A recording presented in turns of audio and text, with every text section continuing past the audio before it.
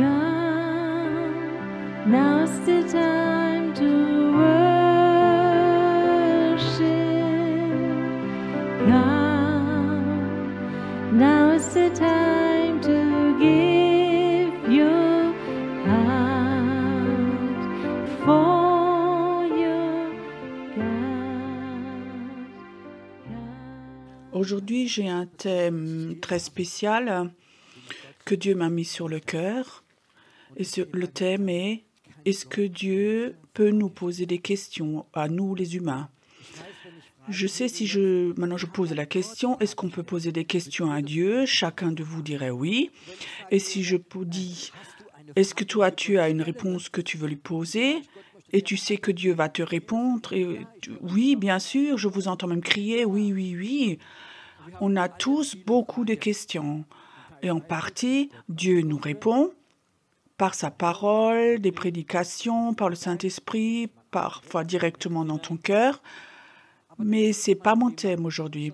Le thème est « Est-ce que Dieu peut te poser une question? Est-ce que Dieu a le besoin de nous poser des questions ?»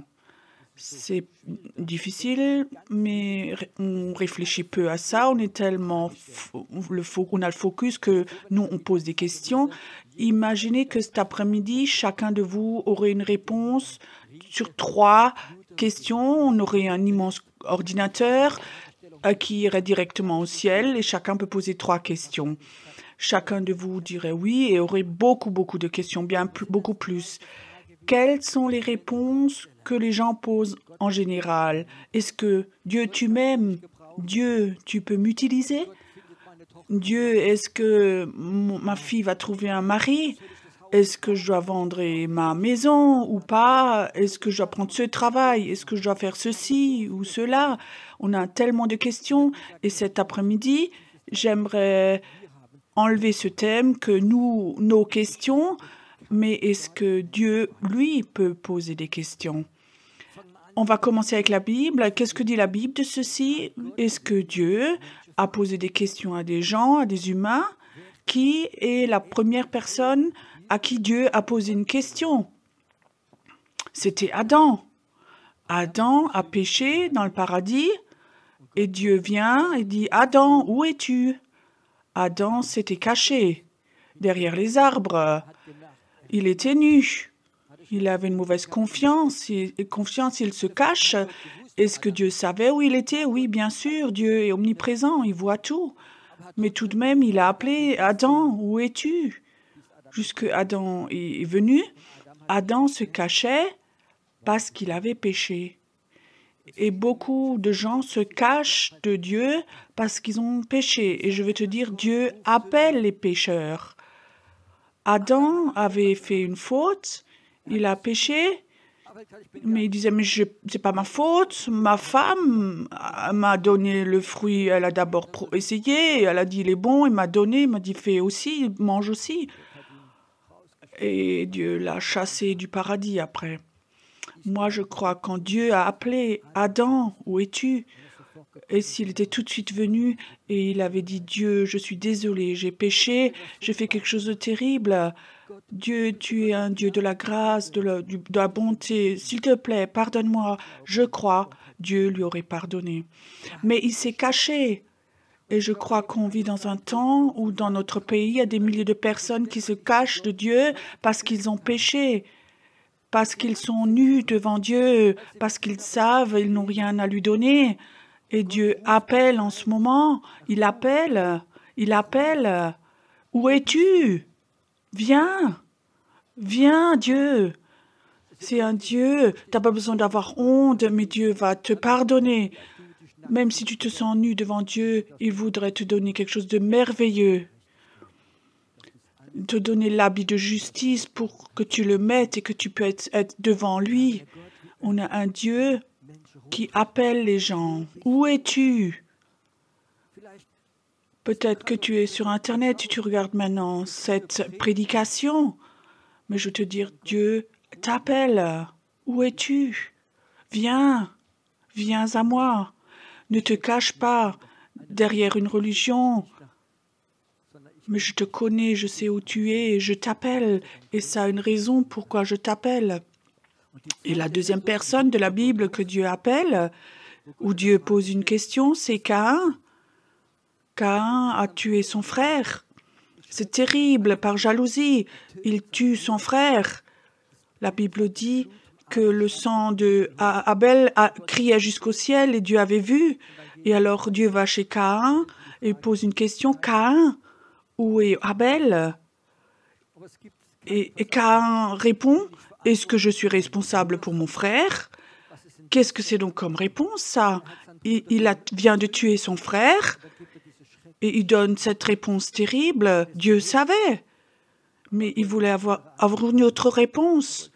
Il voulait avoir une réponse, je l'ai tué. Dieu, pardonne-moi, je suis désolé. Dieu nous pose souvent des questions et souvent on donne les mauvaises réponses. Ou on a tellement l'habitude de poser des questions qu'on ne pense même pas que Dieu voudrait nous poser une question. Qu'est-ce que c'est la communion? Est-ce que c'est une communion quand tu es avec une autre personne et tu poses tout le temps des questions, tu veux tout le temps savoir quelque chose? La communion, c'est aussi que la question qui est dans le cœur de l'autre, que tu la vois, celle-là, que tu donnes le temps de la recevoir, que tu laisses parler l'autre personne. Dieu ne veut pas toujours te répondre à toi, mais lui, il a des questions et ça a un sens. Et maintenant, je te dis quelque chose d'important. Dieu ne te pose jamais une question à toi ou à moi parce qu'il ne le sait pas. Mais ça a un autre sens. Dans la Bible, je continue avec Élie. Dieu pose la question, Élie, qu'est-ce que tu fais ici?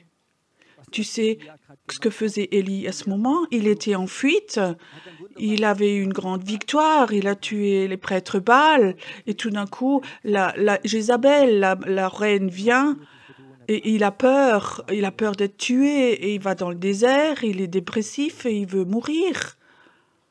Alors un ange vient, lui donne à manger et à boire, et pendant 40 jours, il marche dans le désert. Tu imagines, 40 jours et nuits, il marche dans le désert parce qu'il a un rendez-vous avec Dieu. Et alors il est là, à cet endroit, et Dieu lui pose la question, « Qu'est-ce que tu fais là ?» Et je te lis la réponse que Dieu donne à Élie. C'est intéressant, et on voit l'âme d'Élie. J'ai déployé tout mon zèle pour l'Éternel, le Dieu de l'univers. En effet, les Israélites ont abandonné ton alliance. Ils ont démoli tes autels et ont tué tes prophètes par l'épée. Je suis resté, moi seul, et ils cherchent à m'enlever la vie.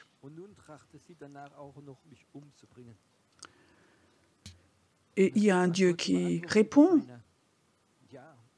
Tout ce que son âme, même si j'ai mis tout ce qui était dans son âme, c'est bizarre, Dieu donne une réponse toute différente. L'Éternel dit, sors et tiens-toi sur la montagne devant l'Éternel, et l'Éternel va passer. Tu vas oindre Élisée, et Dieu lui donne un contrat, quelque chose à faire. Élie, qu'est-ce que tu fais? Pourquoi Dieu pose une question? Il savait donc. Il savait, il avait un besoin que Élie lui ouvre son cœur, son âme qui lui faisait tellement mal, pour que qu'il dise ce que lui... Et quand Élie lui a dit à Dieu, Dieu lui donne quelque chose à faire. Et qu'est-ce qu'il fait le prophète? Il va, traverse le désert et il fait ce que Dieu lui a dit. Les prophètes ont besoin de choses que Dieu leur dit. Les prophètes ont besoin de faire des choses pour Dieu. Mais il faut aussi que Dieu pose des questions et il demande comment vas-tu? Dieu voudrait que toi, que tu lâches tout ce qui te donne un poids, qui t'oppresse. Et quand un prophète a quelque chose à faire de Dieu et tout le reste s'en va et alors il marche. Un prophète n'est pas fait pour être sur le parking, un stand-by sur l'autoroute, il ne va pas bien. Un prophète a besoin de choses à faire de Dieu. Mais avant, il voudrait te poser une question. Comment tu vas? Je sais qu'il Il y a certains qui sont prophétiques, qui écoutent ici, qui sont déçus, qui ont été maudits, qui ont été rejetés. Tout ça, ça appartient. Tout ça, tout ce poids sur le prophétique. Quand on a un prophétique, on sent tout ça parce qu'on est sensible. Il est dans le désert, il voudrait mourir. Et justement, quand tu es dans le désert et que tu veux mourir, Dieu voudrait te poser une question cet après-midi, maintenant que tu écoutes, comment tu vas? Laisse simplement tout sortir, tout ce qui t'oppresse.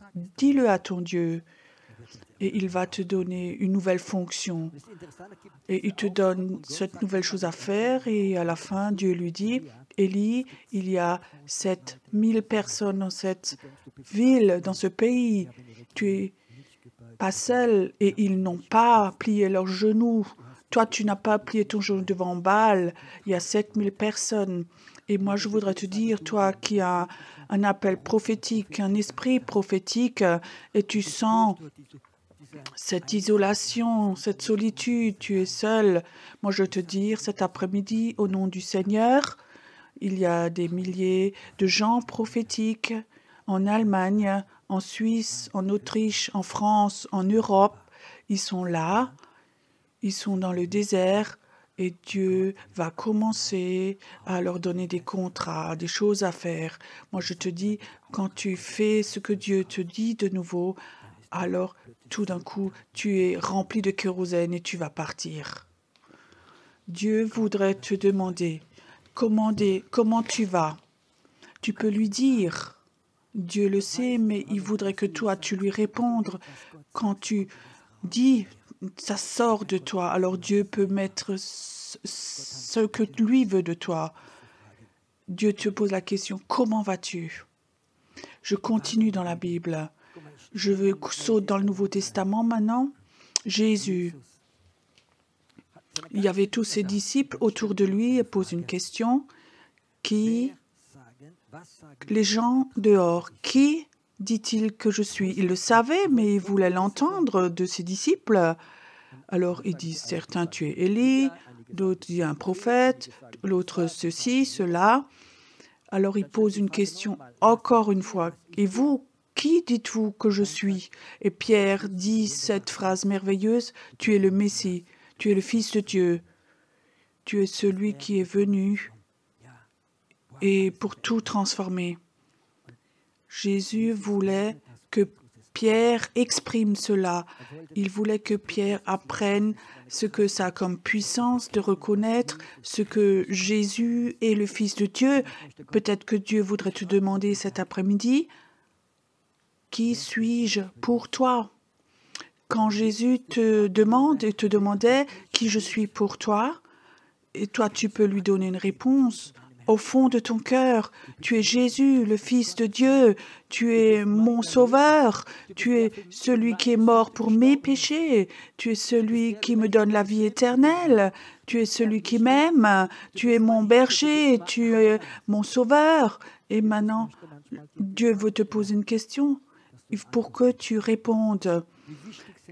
Quelles réponses, comment elles sont importantes? Je te raconte encore une histoire. Jésus appelle Pierre qui a fait des erreurs et 3 fois il pose des questions. Pierre, m'aimes-tu? Et Pierre dit, bien sûr que tu sais. Il pose encore une question. Pierre, m'aimes-tu? Il répond la même chose. Et Pierre, tu m'aimes plus que tous les autres. Et alors, il se brise, il tombe. Pourquoi Jésus pose 3 fois la question? Parce que la première question est souvent celle de notre tête. Et la deuxième réponse est souvent celle de notre âme, de l'inconscient, de notre savoir religieux. Le troisième niveau, c'est le niveau de l'esprit, du cœur. Et il pose 3 fois la même question parce qu'il voudrait que toi, que tu cherches la réponse tout au fond de ton cœur. On est dans un temps où tout va très vite. Et je remarque, comme les gens répondent toujours très vite, moi je suis pasteur depuis très longtemps, et le dimanche, quand je vais au culte, À l'époque, j'étais à la porte, je faisais l'accueil. C'est beau que tu sois là, frère. Alléluia, loué soit Dieu. Comment tu vas, sœur? Alléluia, loué soit Dieu. Et souvent, je regarde dans les yeux des gens et je vois ça, ils vont pas si bien. Mais on a tellement l'habitude d'être comme ça proclamatif. Et souvent, j'ai pas lâché la main et je regardais dans les yeux. Comment est-ce que tu vas vraiment? Oui, oui. Dis-moi, comment vas-tu? Et tout d'un coup, je sentais comme les gens se brisaient et répondent, je vais vraiment très mal, j'ai envie de me suicider, j'ai plus envie de vivre, je suis triste, je me sens rejetée, je me sens tellement seule. Et tout d'un coup, cette douleur est sortie. J'ai appris, quand je pose la question à quelqu'un, de ne pas rester dans le premier ou deuxième niveau, mais il y a un troisième niveau. Et ça, Jésus l'a fait avec Pierre, 3 niveaux. Dieu voudrait te poser une question, pas pour que tu donnes une réponse oui, oui, mais pour que tu ailles au fond de ton cœur. J'ai découvert quelque chose. Quand Jésus me pose une question, je ne réponds pas de suite, mais je laisse la réponse, la question aller tout au fond de mon cœur. Jésus, pourquoi tu me poses cette question? Ça a donc un sens. Et alors, je ne veux pas réponse avec ma tête, avec mon savoir théologique, mes sentiments, mais quand Jésus me pose une question, je vais la laisser descendre tout au fond de mon cœur, tout au fond de mon cœur. Essaie de donner une réponse de ton cœur. Et Jésus le fait souvent parce que Jésus voudrait savoir pour que toi, tu saches de nouveau ce qui est au fond de ton cœur.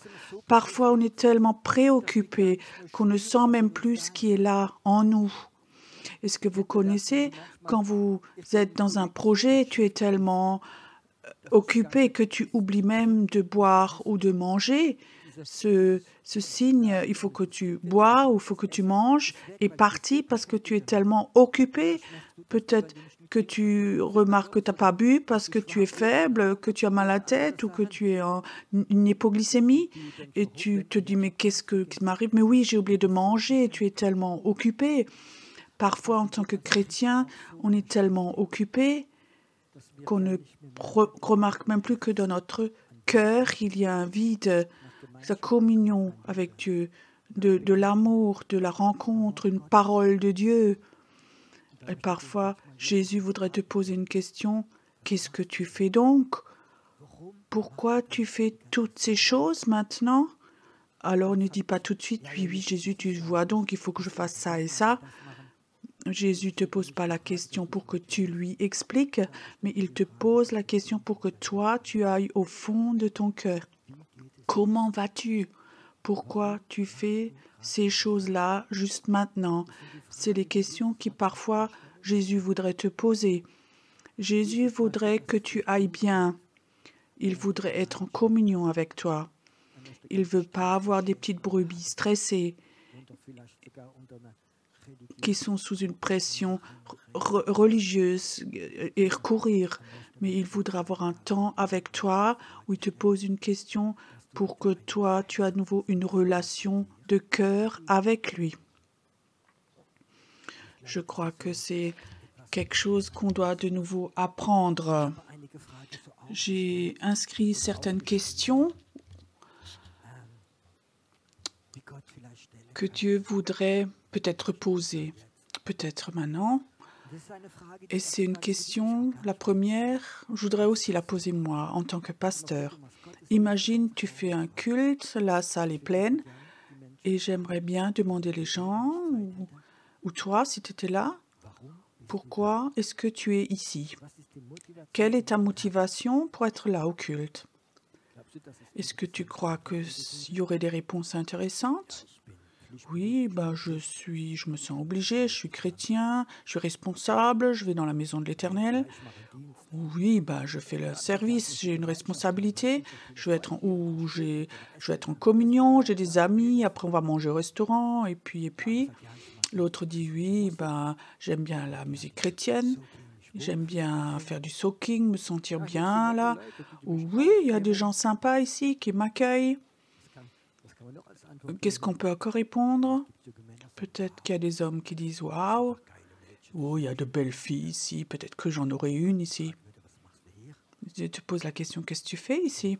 Imagine, et tu vas au fond de ton cœur, et peut-être qu'il y a quelque chose qui va se faire. Quand tu viens au culte, et Dieu voudrait te demander « Qu'est-ce que tu fais ici ?»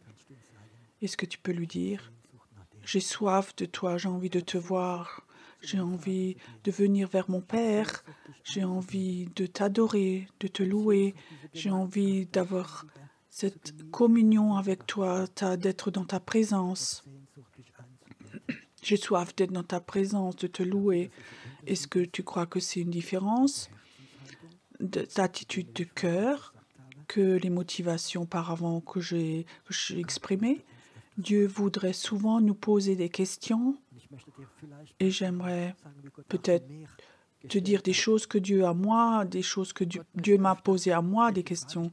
Dieu te pose souvent la question, Dieu, est-ce que tu m'aimes? Dans un mariage, c'est souvent important que dans les années, une femme demande son mari, est-ce que tu m'aimes? Elle ne veut pas avoir une réponse de oui, oui, tu sais donc. Mais elle voudrait sentir le cœur de l'autre. Est-ce que tu crois que Jésus te pose la question, est-ce que tu m'aimes? Et Jésus voudrait te poser la question, m'aimes-tu? Il n'y a pas une réponse oui, oui, oui, mais va au fond de ton cœur, qu'il y ait une connexion entre ton cœur et le cœur de Jésus. Est-ce que tu m'aimes? C'est une question que Dieu veut poser à son Église, à ses servants, ses servantes. Alors prends-toi le temps de chercher la réponse tout au fond de ton cœur et d'avoir une relation avec lui. Une autre question, peut-être très personnelle, que Dieu m'a souvent posée. Pierrot, pourquoi tu fais ce que tu fais? Waouh, je sentais comme Dieu me demandait pourquoi tu fais ça. Alors je réponds pas tout de suite. Ouais, tu sais, il y a du travail ici, ceci, cela, mais je descends au fond de mon cœur, je laisse descendre la question, pourquoi tu fais ceci? Quelle est la motivation dans ton cœur pour que tu fasses ceci? Est-ce que tu fais ceci pour avoir la gloire, pour ton honneur, pour la notoriété? D'avoir plus de clics sur YouTube, ou est-ce que tu fais ceci par amour pour Jésus? Est-ce que tu fais quelque chose pour glorifier Jésus, pour que lui reçoive toute la gloire, par amour pour l'amour des autres, l'amour de Dieu, ou tu fais ça pour toi? Et à chaque fois que j'ai reçu cette question, Pierrot, pourquoi tu fais ceci? Alors je sais très bien, Jésus voudrait que j'éprouve mon cœur parce que quelque chose ne va pas tout à fait, que je dois mettre quelque chose en ordre. J'avais un bout de mauvaise motivation en moi. Et je dis, Jésus, je suis désolée, j'aimerais faire ceci que si toi tu le veux. Et si je fais ceci, j'aimerais te donner toute la gloire. J'aimerais te faire ceci parce que pour toi, parce que tu es mon Seigneur, mon Dieu, parce que tu es tout pour moi. Et à chaque fois que Jésus me pose une question, pourquoi tu fais ceci? Alors je sais que depuis longtemps, il a regardé au fond de mon cœur et il le sait et il voudrait que je le purifie par cette question-là. Une question qui descend au fond de notre cœur peut purifier notre cœur. Une question qui va dans la tête peut purifier notre tête, notre intelligence. Mais quand Dieu pose une question, c'est pas toujours dans la tête, dans l'intelligence, mais ça, il faut que ça descende profondément dans le cœur, comme chez Pierre, qui a pleuré parce qu'il a eu 3 fois la question. Et je crois que cette question doit descendre au fond de notre cœur. Et Jésus pose des questions pour qu'on aille de nouveau à notre cœur. Je te pose encore une question de Dieu, que Dieu va sans doute souvent ou t'a déjà posé parce que tu n'as pas entendu, parce que tu étais stressé. La question j'ai aussi souvent eue, pourquoi tu ne viens pas chez moi? Pourquoi tu ne viens pas maintenant dans ma présence? Je t'attends. La première réponse était toujours, Seigneur, j'ai tellement à faire, je vais bien, les gens ont besoin de moi. mais c'est une mauvaise réponse, c'est faux de répondre ceci, mais laisse la question descendre. Pourquoi tu ne viens pas à Dieu? Tu as une mauvaise conscience? Est-ce que maintenant tu es excité? Maintenant j'ai rien réalisé de super pour toi. Pourquoi tu viens que je vienne? Mais souvent quand je sens cette question, pourquoi Pierrot tu ne viens pas? Alors quand je laisse descendre la question, je sens la douleur de Dieu. J'aimerais tellement que tu viennes vers moi, que tu as perdu tellement ton temps avec plein d'autres choses. Mais quand Dieu pose la question, pourquoi tu ne viens pas, Pierrot? Alors je sais, waouh, j'ai blessé Dieu, je sens sa douleur. Il voudrait que je vienne vers lui. Il veut que toi, tu viennes à lui. Pose-toi la question aujourd'hui. Peut-être c'est la question de Dieu pour toi. Pourquoi est-ce que tu ne viens pas à lui? Est-ce que tu es tellement occupé? Est-ce que tu as une mauvaise conscience? Est-ce que tu penses que ce que tu fais est plus important? Dieu voudrait te poser la question.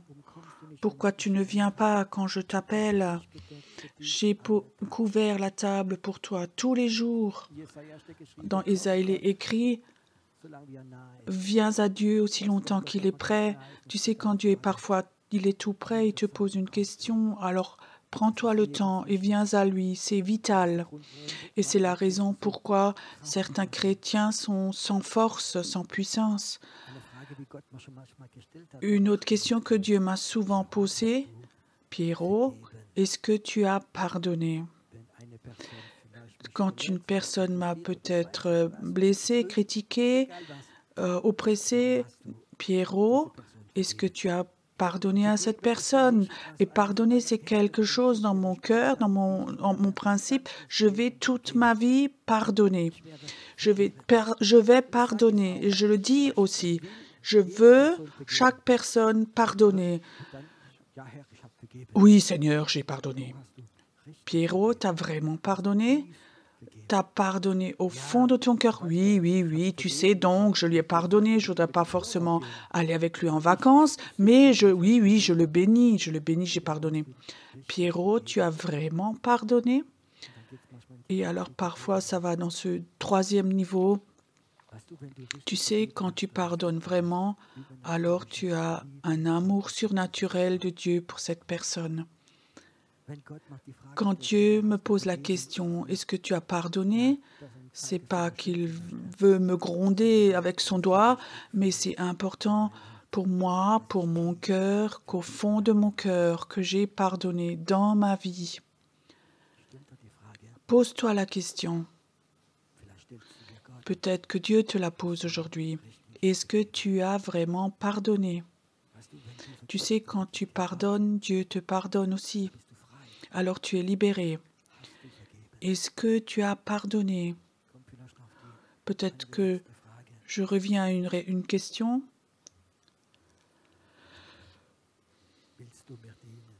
Est-ce que tu veux me servir? Est-ce que tu es prêt à me suivre et à me servir? Il y a tellement de chrétiens aujourd'hui, ils vont d'une conférence à une autre pour être bénis. Ils vont dans les cultes, ils sont membres des églises. Le pasteur doit venir. Quand tu appelles, il faut qu'il te vienne, il faut qu'il te visite, te prie. Tu vas avoir tous les avantages d'un membre d'église, mais est-ce que ça, c'est servir? Quand Jésus te pose la question, est-ce que tu veux me servir? Est-ce que tu voudrais ton cœur, un bout de ton temps, de ce que tu as, de tes finances, donner ça à Dieu pour le servir? C'est pas moi qui te pose la question, mais ça se peut que Dieu te pose cette question. Peut-être que cet après-midi, la première fois, tu veux, moi, Dieu, servir. Est-ce que tu veux avoir une vie pour servir? Une mère Teresa est une femme qui a donné sa vie pour les pauvres dans la foi, pour son Dieu. Il ne faut pas que tu sois une mère Teresa pour aller en Inde maintenant, mais si Dieu te pose la question maintenant, est-ce que tu veux me servir? Et dans ton cœur, il y a un oui. qui a un oui dedans dans ton cœur, alors Dieu va commencer à te montrer où il va t'utiliser, où il a besoin de toi, pas humainement, mais dans l'esprit. Divinement, il te montre ça. J'aimerais te raconter une dernière histoire. Il y a plusieurs années, un samedi après-midi, j'étais dans une ville où j'avais à cœur de prier. J'étais allé dans cette ville pour prier, dans la rue principale, dans la place principale. Je suis sortie de ma voiture pour prier pour cette ville, pour faire un peu de guerre spirituelle, oui, proclamer. Et je marche là, plusieurs mètres, et j'essaie de prier. Et tout d'un coup, je sens le Saint-Esprit qui m'appelle et me dit « Pierrot,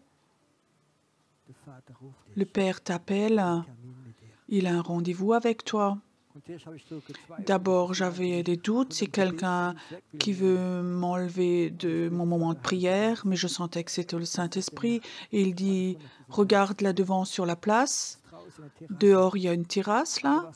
C'était un restaurant avec des pâtisseries. Va donc là. Commande-toi un café, un morceau de tarte et détends-toi. » C'était pour moi, mais je suis là pour prier, pas pour boire du café maintenant, ou manger du gâteau, malgré que j'aime le gâteau. Alors je suis allée à cette place, je me suis assise, il y avait encore une table de libre, je me suis assise et je me suis commandé un café, un bout de gâteau. Et alors j'avais une rencontre avec le Père, ce Dieu Père. Et la première chose qu'il m'a demandé, pourquoi est-ce que tu es tellement actif, hyperactif? Pourquoi tu es tellement speed? J'aimerais que tu apprennes à venir dans le repos. Pourquoi tu es tellement stressé? J'aimerais avoir une rencontre avec toi. Et j'étais là, à cette table, assis, tout un moment. Et l'aura du Père était là à cette table, la présence de Dieu était là et ça a vraiment touché mon cœur. La question, pourquoi tu es tellement stressé? J'ai regardé dans mon cœur et c'était juste une chose après l'autre et puis attaquer la guerre. Et puis Dieu voulait que je devienne tout calme. Ce Père voulait toucher mon cœur. Ce Père est ton Père. Peut-être qu'il te pose la question cet après-midi, pourquoi tu es tellement excité, stressé, comme c'est écrit dans un psalme, pourquoi ton âme est tellement stressée, comme moi j'étais stressée. La réponse est dans ton cœur. Pourquoi les peurs sont rentrées dans ton cœur? Est-ce que tu as oublié combien grand et magnifique et grand Dieu est pour toi? L'amour de Dieu est pour toi. Quand tu regardes de nouveau tout au fond de ton cœur, tu sais de nouveau et tu crois de nouveau ce Père, l'amour qu'il a pour toi. Combien d'amour il a pour ton être, pour ton cœur. Alors tout ce qui te rend actif, qui te stresse, ça va s'enlever, tu vas nouveau avoir une relation d'amour, de cœur à cœur avec lui. Laisse-le que de temps en temps, Dieu te pose une question. Il le fait souvent par le Saint-Esprit qui habite en toi. Il voudrait te poser des questions pour avoir une relation de cœur avec toi. La religion, c'est des rituels. La foi, c'est une relation d'amour avec Dieu, de son cœur à ton cœur. Moi, j'aime pas la religion. Moi, j'aime que le cœur de Dieu et mon cœur se rassemblent. Moi, j'aime sentir le cœur de Dieu. J'aime entendre battre son cœur, cet amour de Dieu pour moi, cet amour de Dieu pour les humains, pour les perdus, pour les pécheurs. J'aime sentir le cœur de Dieu. Quand je sens son cœur, le vrai Pierrot est de nouveau là. Pourquoi tu es tellement actif, stressé, plein de soucis, demande Dieu. Est-ce que je ne t'ai pas tellement fait pour toi? Est-ce que je ne suis pas capable de déplacer des montagnes dans ta vie et de tout enlever dans ta vie? Est-ce que j'ai pas donné le meilleur pour toi, mon fils? Est-ce que je sacrifié pour toi?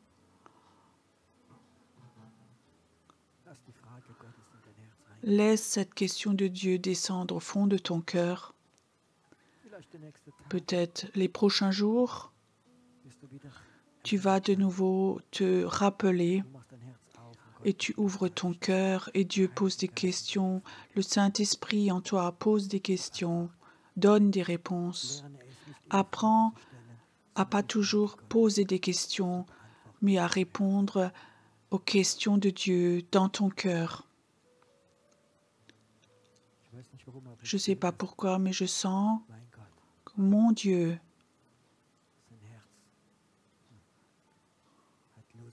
son cœur a envie de t'aimer. Je sens comme le cœur du Père et le cœur des enfants se rassemblent. Ce que Élie rend heureux, quand le cœur du Père et le cœur des enfants se rassemblent.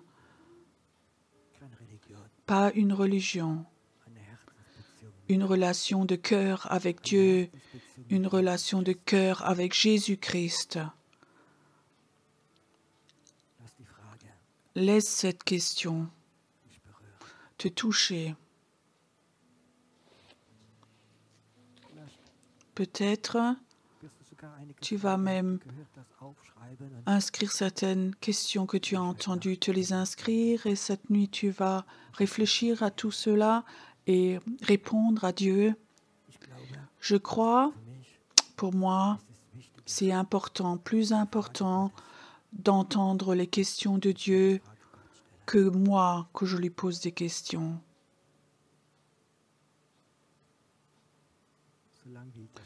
Aussi longtemps que le cœur de Dieu est tout près du tien, reste dans la présence de Dieu. N'éteins pas tout de suite, ne t'en va pas tout de suite. On va avoir un temps de louange maintenant encore, d'adoration et un temps. Et si tu as dans ton cœur de recevoir la prière, si tu veux avoir une réponse, si tu veux appeler, tu peux téléphoner. Il y a des gens au téléphone ici. Si tu es germanophone, tu peux appeler. Ils aiment servir, ils aiment prier pour toi. Dieu te bénit.